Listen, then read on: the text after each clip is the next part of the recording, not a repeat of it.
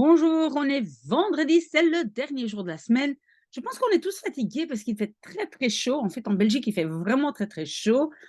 Et donc, les gens disent qu'ils sont fatigués. Moi, j'ai un peu la chance, quand je travaille dans des entreprises, de travailler avec l'ERCO. Donc, c'est un peu plus facile, mais courage à tous. Nous allons lire la page 4 et 5 du livre, le fameux livre du chien. Hein. Vous savez que c'est ce livre-ci que nous sommes en train de lire. Et je vois que nous avons encore plus de 20 personnes qui lisent avec nous. Donc c'est bien. Tant que nous sommes 10, nous continuons. Et ici, en fait, on a deux chapitres, 5 et 7. Voilà, c'est un peu bizarre, mais ça, c'est parce qu'en fait, Christopher, qui écrit ce livre, est aussi un garçon très, très particulier. Et donc, il écrit I pulled the fork out of the dog.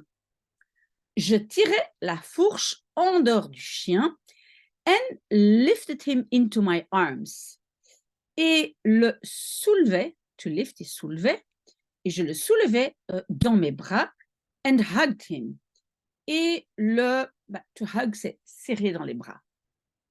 He was leaking blood from the fork holes.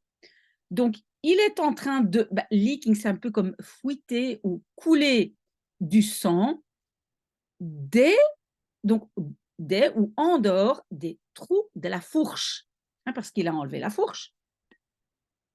I like dogs. J'aime les chiens. You always know what a dog is thinking. Tu sais toujours ce qu'un chien pense. Souvent, quand en français, on va utiliser donc un présent, on va dire un présent normal, en anglais, on va utiliser le présent continu qui se termine toujours par ing. Donc, a dog is thinking, un chien pense. It has 4 moods. Donc, un chien a 4 humeurs. Happy, sad, cross and concentrating. Donc, heureux, triste, fâché et concentré. Also, dogs are faithful. Aussi, les chiens sont fidèles. And they do not tell lies because they cannot talk.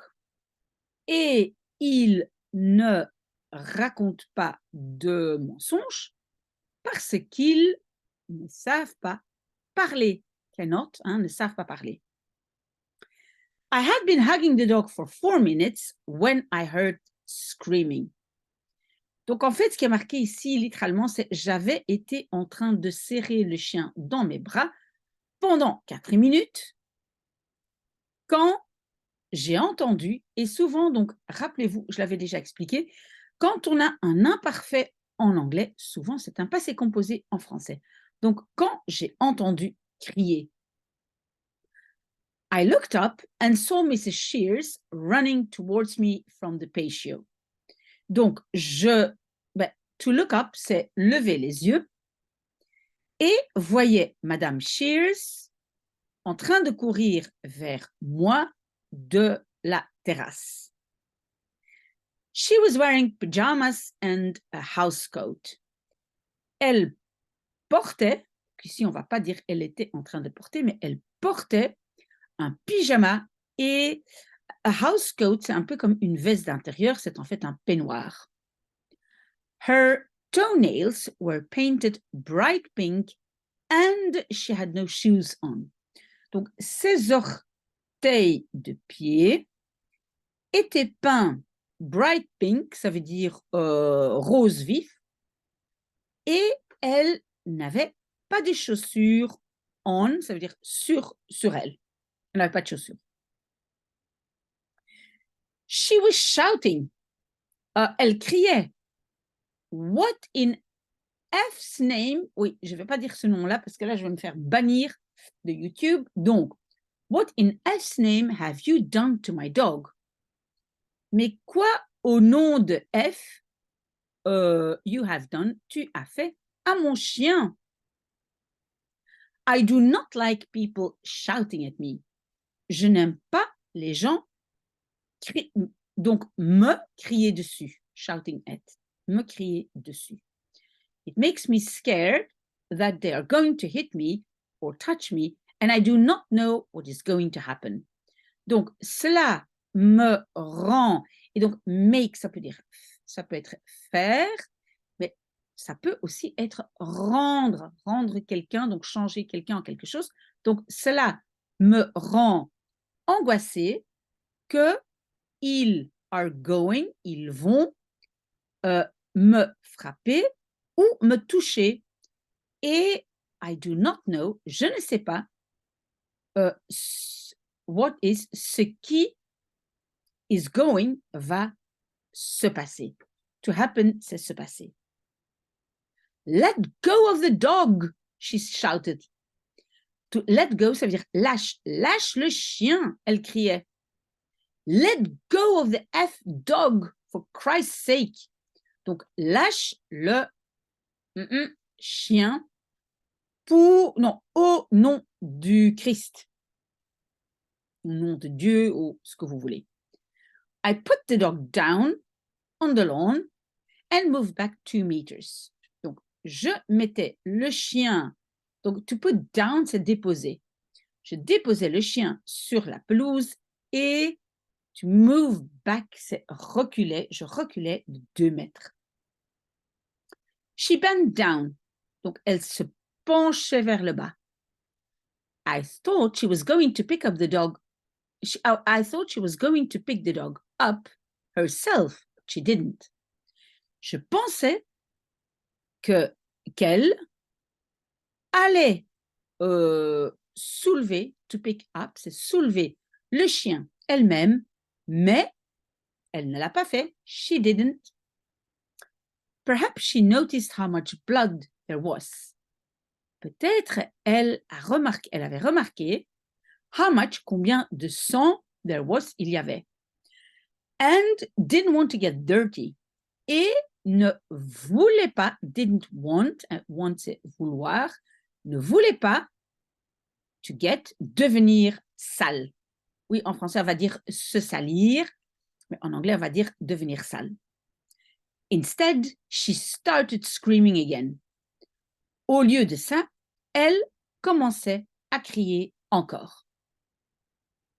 I put my hands over my ears and closed my eyes. Donc, je mettais mes mains sur mes oreilles et fermais mes yeux. And rolled forward till I was hunched up with my forehead pressed onto the grass.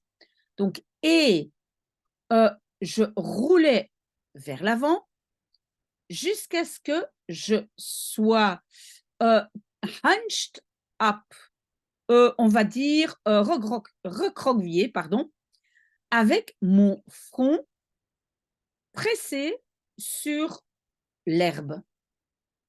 L'herbe était mouillée et froid. C'était chouette. It was nice. C'était chouette. OK, et maintenant, on est au 7e chapitre. This is a murder mystery novel. Ceci est un novel, c'est un roman d'un mystère de meurtre, ou un meurtre mystérieux, si on veut, mais ici, normalement, il y a marqué un mystère de meurtre. Siobhan said that I should write something I would want to read myself. Donc, Siobhan disait que je devrais écrire quelque chose, je would want, voudrais, c'est le conditionnel, to read, lire moi-même. Mostly, I read books about science and maths. Donc, la plupart du temps, mostly, je lis des livres sur les sciences et les maths. I do not like proper novels. Je n'aime pas des vrais romans. In proper novels, people say things like, dans de vrais romans, les gens disent des choses comme I am veined with iron, with silver, and with streaks of common mud. I cannot contract into the firm fist, which those clench, who do not depend on stimulus. Ok, j'ai lu toute cette phrase parce que ça vient d'un livre et simplement pour dire, et donc en fait il y a un petit 1, et donc ici en bas, voilà, I found this book in the library in town when mother took me into town once. Donc, j'ai trouvé ce livre dans la bibliothèque en ville quand ma mère me prenait en ville un jour. Mais donc, ce morceau, ça vient juste d'un livre. On ne va pas traduire parce que c'est assez difficile. Mais qu'est-ce que Christopher, il dit après? What does this mean? Qu'est-ce que ceci veut dire? I do not know. Je ne sais pas. Nor does father. Ni papa. Nor do Siobhan and Mr. Javens. Ni Siobhan et Monsieur Javens. I have asked them. Je leur ai demandé. Asked. Siobhan has long blonde hair and wears glasses which are made of green plastic. Donc, Siobhan a des longs cheveux blonds et porte des lunettes qui sont faites de plastique vert. And Mr. Javens smells of soap and wears brown shoes that have approximately 60 tiny circular holes in each of them. Pardon, un peu difficile, hein, surtout matin avec mon appareil. Et Monsieur Javens sent le savon et porte des chaussures brunes qui ont plus ou moins 60 petits trous circulaires dans chaque d'aile. Donc, ça veut dire dans chaque chaussure. But I do like murder mystery novels. Mais j'aime des romans de mystère de meurtre. So, I am writing a murder mystery novel. Donc, j'écris ou je suis en train d'écrire un roman d'un meurtre mystérieux, on va dire. Ce n'est pas tout à fait ça. Sinon, ce serait mysterious, mais on va dire ça. Un meurtre mystérieux. In a murder mystery novel, someone has to work out who the murderer is and then catch them. Dans un roman de meurtre mystérieux, quelqu'un has to, c'est devoir, to have to, hein, quand il y a le to, c'est devoir, doit work out, trouver, travailler avec, mais trouver qui est le meurtrier et alors les attraper, donc les meurtriers. It is a puzzle. C'est un, on pourrait dire un puzzle, peut-être une énigme, moi je dirais. If it's a good puzzle, you can sometimes work out the answer before the end of the book. Si c'est une bonne énigme, je veux dire, tu peux parfois work out, trouver la réponse avant la fin du livre. Siobhan said that the book should begin with something to grab people's attention.